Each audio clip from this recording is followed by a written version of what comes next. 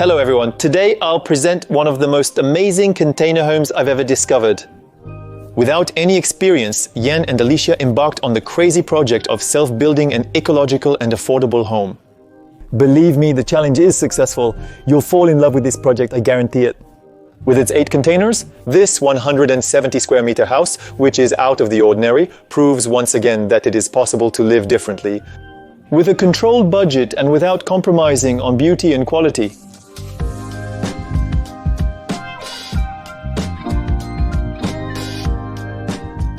Welcome to our home.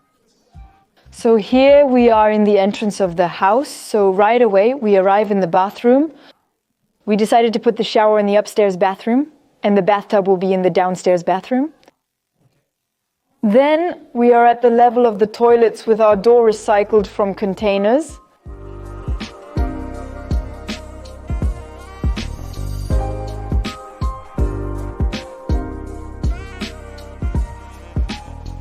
Then we arrive in the main room. We have 2 bedrooms. How many square meters are they? They are 15 meters. Okay, so it's 2 small rooms of 9, 15 square meters, that's it, because we kept the width of the container, so indeed it's not very wide. During the work we realized that sound-wise it wasn't that. Between the 2 rooms we could hear each other too much. From both sides. So we decided to add, in fact, an insulated plasterboard wall on each side of the bedrooms. The walls, as a result, appear very thick. That's because we also doubled the plasterboard to try to insulate the bedroom area as best as possible, which is still relatively very close to the living area. And you have 2 small bedrooms because you decided to have a very, very large one. It's day open room? So the idea was really to start with very pleasant, very airy living spaces, and even if it means having smaller rooms indeed. And here, in the living room, you have a wood stove, even though you have a heat pump heating system. Because what is it for the living room atmosphere? So the idea as well? It's true that we like it. It's a bit cozy. I like it. It's a bit cozy. We still like to have the fireplace. It's a different kind of warmth than the heat from the heat pump, having a double-sided fireplace. We enjoy the fireplace. And when we're a bit at the table and when we're in the living room, it's central and it heats both and then across. Over there you have the open kitchen. And there we have the open kitchen. And we made a back kitchen where it's a bit like a laundry room, and then laundry room and pantry. We wanted something more airy here, even if it means putting our mess elsewhere, that's it. You wanted a modern space with beautiful materials while also incorporating small do-it-yourself projects from Jan? Like the shelf, which are very raw, very recycled. It gives a good contrast. The idea was also to recover materials. First, because we like this vintage atmosphere, but also because in terms of budget, the fact of doing, we can also do awesome things with recycling. And doing it yourself is even better.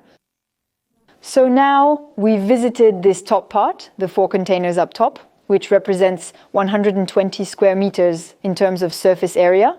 And we still have the lower part, which for now is still raw, that we haven't yet done, where we will have a bedroom, a bathroom, toilet, a garage, and another room. Containers allow us to change our minds, which is a good thing, although it's still unclear if they are always beneficial. Nothing is done yet, so we can really do what we want.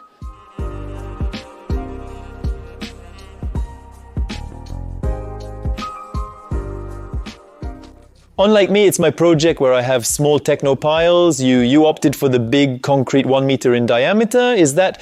Can you explain your choice a bit?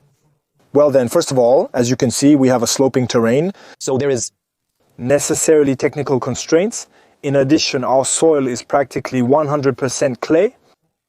You have to go find the right soil. So we did a structural study and they told us, well, you're going to have to go find the right soil at an average of 2.5 meters, roughly 2 meters, 53 meters. It's a mason who first poured the large concrete piles into the ground down to the right soil. Then for this upper part, he made some rebar stick out. He took over, he filled the wells again, and the containers are light. Why? Did you need something so wide, so big? Now that I know it's really The bulk of the structures. And the last thing I didn't say is that we are in seismic zone 3, so it's a potential earthquake zone. He entered the data into the computer specifying the required pile sizes and other details. So we have again on the ground, we have 2, 4, 6, 8, 8, 10 piles at the bottom and 5 at the top, 15 piles in total. How does the insulation work? How did you insulate the floor and your walls? So for the floor, we created a false floor through which our electrical cables and all the plumbing pass. And then we insulated it with 20 centimeter thick wood wool panels, on top of which we then closed with oriented strand board. And for the walls of the house, you insulated it from the outside with wood wool as well, is that right? That's right, external insulation. So we also came to recreate a wooden structure inside which we installed in a crosswise manner wood wool. So 10 centimeters vertically and horizontally. That way the joints don't overlap. That's to prevent heat loss. So there you have it, to show you a bit. It's going to be something like this. The idea, we're going to do a cross pose with 10 centimeter panel. There I would put brackets to skewer the insulator in front, like that tack, and the 2 seconds. Another one will be placed beside it with attachments that rest on the wood and secure the insulator. Like this. Like this all around the house normally at the thermal level. And Are you okay? You're not cold, it's going... Despite fears about container houses being cold due to their metal construction, proper insulation can make them comfortable to live in. that's it. In the end, it's insulated like a classic house. See more. In fact, we did more than what the RT recommended.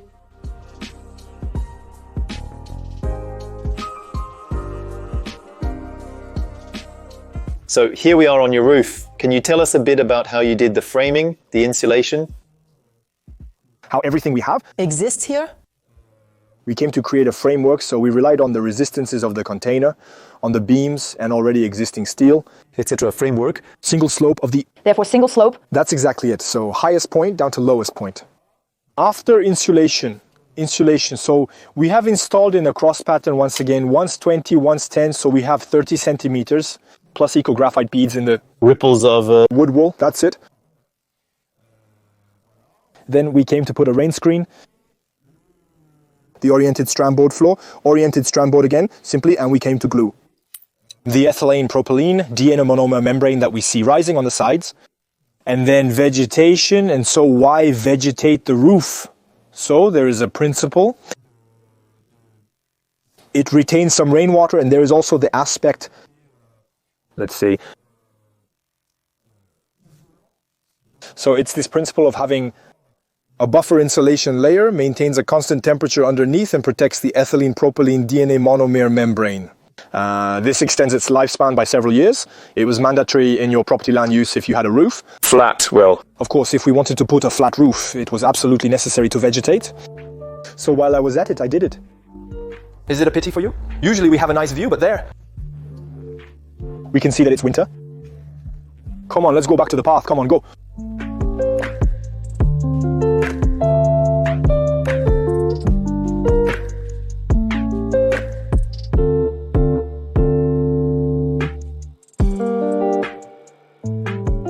Back inside, it feels great to be by the fireplace. So we've seen that we have a big house after all, 165 square meters, very well insulated, with very good ecological noble materials. It must have cost a certain price, so I suggest we discuss it now. Of course. Let's start with the land. You have a large plot with certain specificities.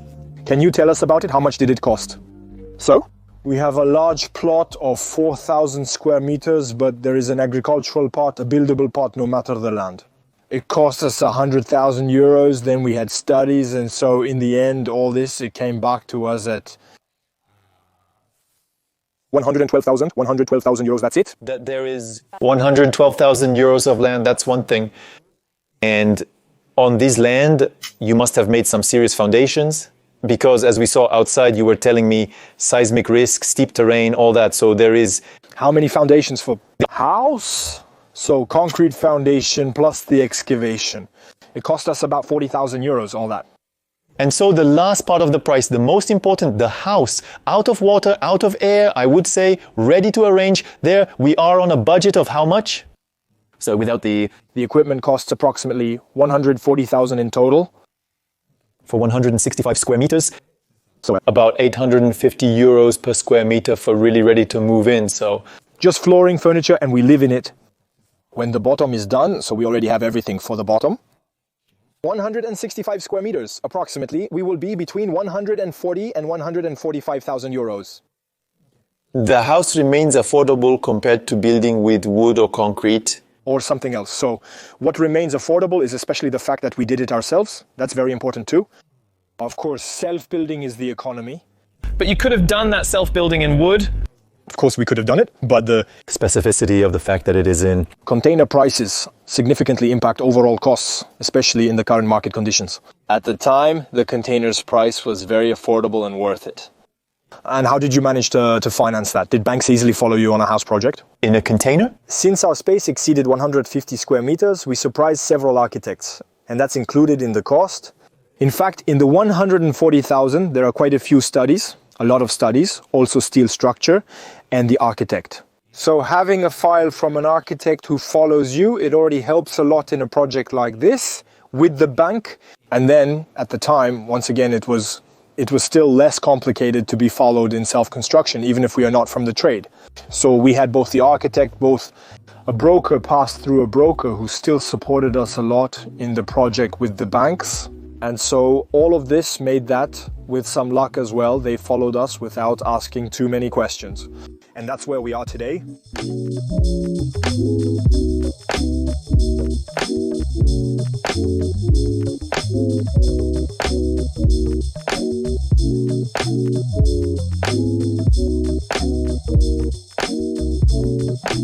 We're here to discuss the affordable price of this house. We mentioned sometimes 850 per square meter. It's very affordable because it's a container, but also because there's been a lot of self-construction already. Can you tell us a bit about how long it took to build the upstairs of this house already? Downstairs and not. It took us a year, honestly, exactly a year, coming, of course, every evening after work. We are lucky. I'm a self-employed and Alicia was at the hospital, so she worked 12 hours. So that meant we had quite a few days if we wanted in the week together. There was almost 1 week per month where we worked every day, plus all the weekends of the year, plus the evenings. So that's still quite a bit of time. So we said to ourselves, we really go full throttle for a full year. We really try to give it our all in the first year so it doesn't drag on and we don't get demotivated and never finish. In fact, we had set ourselves the goal of being in the house by next Christmas. And in the end, as a result, we achieved the goal even a little better, since by mid-November we were already in the house. But there you have it. I didn't find it so intense that in the end it still went by quickly. It's something I've noticed too. I had planned to do it in 6 months. My house, in the end, it's also going to take a year. In the end, like you, I have the same area and it will take me a year to complete it. And at the beginning, I wanted 6 months. I wanted to be quick. And now a year, I already find that it's fast. The pace is so intense that I feel like it's moving super fast. Even though it's been months and months. That's why. And you have been quite accompanied by professionals, you, in your project. So all the studies we went through, professionals, on the one hand, because we wanted to be sure of what we were doing, because in the sense where we had never built a house nor self-built, we needed to be assured about what we were doing. We were afraid of doing wrong and that the house, after 5 years, it is necessary to redo everything. That was not the goal at all.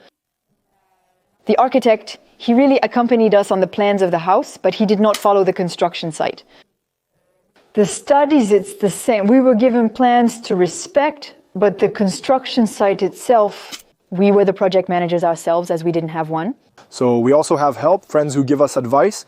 We especially have suppliers if we are curious. And in self-construction, we are curious. We'll ask about the installation process, requirements, orientation, and method. And that's what makes the difference. It's that once we buy a product, we know how to install it. Being in front is better, right? The internet helped us a lot, of course, I gorge myself on YouTube videos at every post. Before starting a post, I would watch the videos for a week prior. I would decide what to include and what to avoid. When we arrived at the post on the day, it was gone. It was completely different from the tutorial. It's total crap. The first day in a container is a struggle, but you eventually adapt to it. The terrible thing about containers is that you have to... Cool, it's just about adaptation. There you go. At the time, we were already a bit on Instagram. We had followed several couples who had started, and we said to ourselves, us too, we can do it, even if we have no experience in the field or no knowledge at all. I was convinced that we were so motivated that it was possible.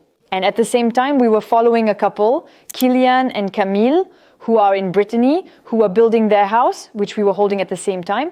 In fact, and so we followed their entire construction site. And in fact, we found it too cool. We had said it really fits what we want. And seeing it concrete, really in other people's homes, but seeing it concrete, we had said we can do it. It seemed possible to do it yourself and with a budget that was not excessive. So we know we launched ourselves, it motivated us. And According to you, what were the most significant challenges? What tired me the most? Because I'm going to take that for myself. What is a big challenge is the fatigue you are faced with. It was the joinery, even though once you get the hang of it, it moves along quite well, but there's a lot of volume to do. We have a lot of bay windows, a lot of glass you have to cut each time. It was still quite long and voluminous. There was the roofing, the carpentry. For me, it was a big challenge because in addition, we were talking about it earlier, it's necessary. You have to choose dry days. So it has to be during a concentrated week, 5 days. You must be fully committed for 5 days to prevent your insulation from getting wet and your framework from being badly damaged. So in fact, for 5 days, you're fully committed and you're going for it. Praying that it doesn't rain, praying that it doesn't rain. Us, our ethylene, propylene, diene monomer members, the same. Working in the dry is still 1,000 times better for installation. It was an ultra intense experience.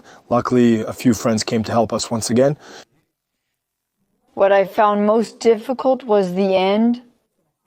It was sanding. We sanded the entirety of the walls and metal ceiling so clearly, almost the entire house. And how long did this project take you? It took us for about a month and a half. That's all we did. And then, apart from the sanding, what were the biggest hassles on your construction site? The things where you say to yourself, I should have Wished that things had gone differently. Yes, there were several little things, but big hassles. We had a big water leak. The chimney duct, we couldn't envision it in the house. We didn't know whether to put it on one side or the other of the UPN. We started to make a hole, but a hole like that, we said, no, in the end, we're going to move it. We forgot to fill in the famous little hole we had made. We no longer think about it. I can't recall when it rained the next day or the day after, so we returned to the house. And we say there, can you imagine, it seriously took on water. We say this laughing, and in fact we arrive flooded. It remained in a small, negative tone container where all the water collects throughout the night, you see?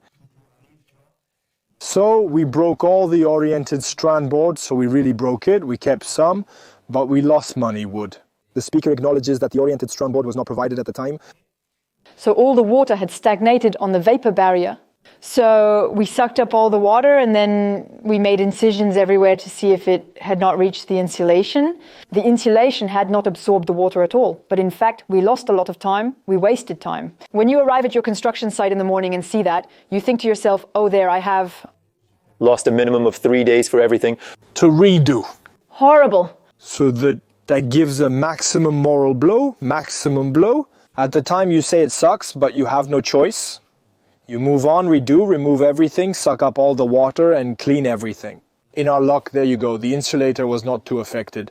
And if you start over, what? Really? I cried for real. I cried. I understand. It was for real. It was, yeah, we had 2-3 struggles, but in the end, we recover from everything. It's a good one. Good morale. And according to You. What should you have done differently? So we also talked a little bit about it earlier. But in a container, there are thermal bridges, big thermal bridges, steel being conductive. So we should have filled everything all our wall that we kept in container, we should have filled them with insulation. I would have also liked Finn. I think we might have saved energy, time, if we had also sanded, maybe like you.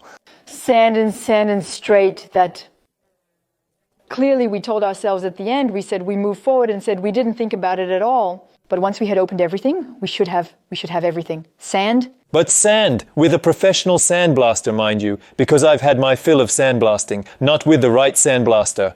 It was atrocious, but I believe it's a construction site. Most traumatic, whatever you do. It's true, it's a thought, it's true, it's atrocious. Afterwards, otherwise, we are still quite happy. Without being pretentious, we are quite happy with the result and the ergonomics of the house. It's pretty cool. Otherwise, there's little I would have changed. So you don't regret choosing a container home? You don't think so? We should have made a wooden house. Working with wood, it was simpler than walking the container. You can always in life, you can always rethink a lot of things. And if maybe I would have also enjoyed making a wooden frame. But why not? One day already. And no, honestly, no regrets. No regrets about the containers. Already we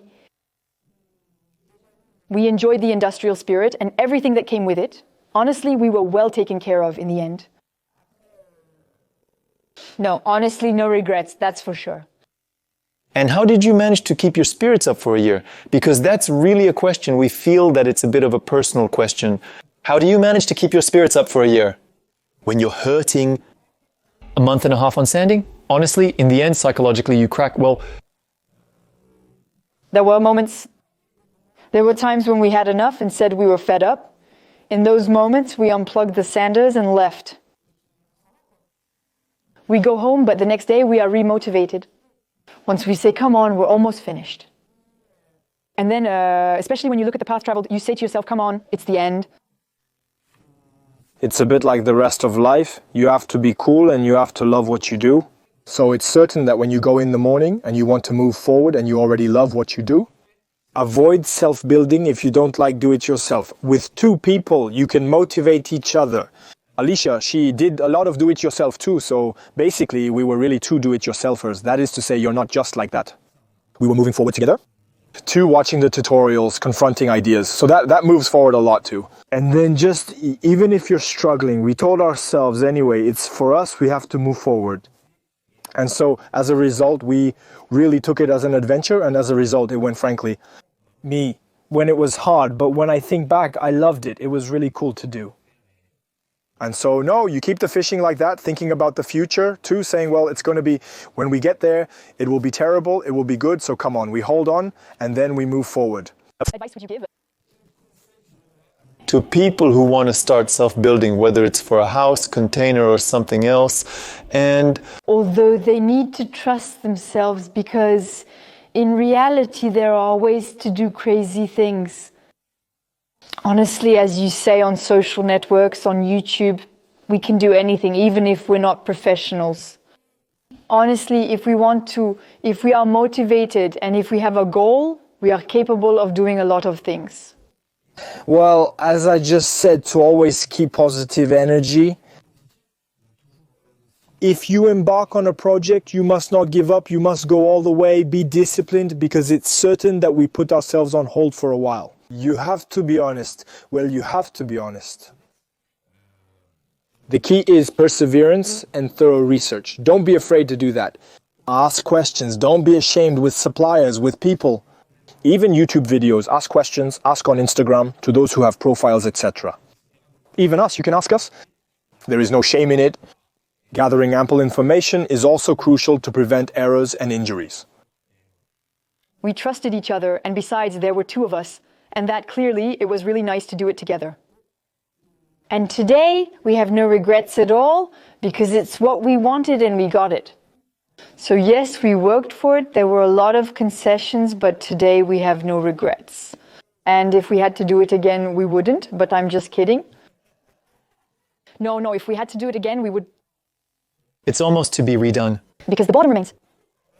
There's still the bottom to do, so we're not too demotivated. It's okay. Do you feel like this self-construction has been a school? Do you feel like the roof before and the roof after that? You've become a builder, Yeah, well, still, yes, you change. There's really a pride in being in your own home that you've built with your own hands. Me, when I'm there and I tell myself we did it ourselves, with help, of course, but we did it anyway. 80% us, it's crazy, the pride for sure. So there you go, proud, and then wanting to keep doing new things all the time. Anyway, there are always things to do. I discovered myself as a self-builder. I think these are very good words to end this video. Thank you to you. Thank you for you, Alicia. You're welcome. Thank you to you. And then I hope you will still have luck Luck for the rest of... You will manage to complete the construction. Perhaps we'll return in a year to see it finished and discuss further. A little bit of everything. The details to see If everything went as planned. We hope. Good luck to you too. Thank you. We'll need it. Thank you all for watching this video. Feel free to discuss in the comments, ask your questions, go check out the Steelbox Instagram to see all the videos. Finally, all the steps of building this house, and then don't hesitate to learn more about these topics to watch. Check out our YouTube channel for more content on container houses. We've made 10 tutorials and other reports on this topic. So go see all that, share this video as much as possible, subscribe, and I'll see you very soon on this channel. Bye, Gilles. Ciao, ciao.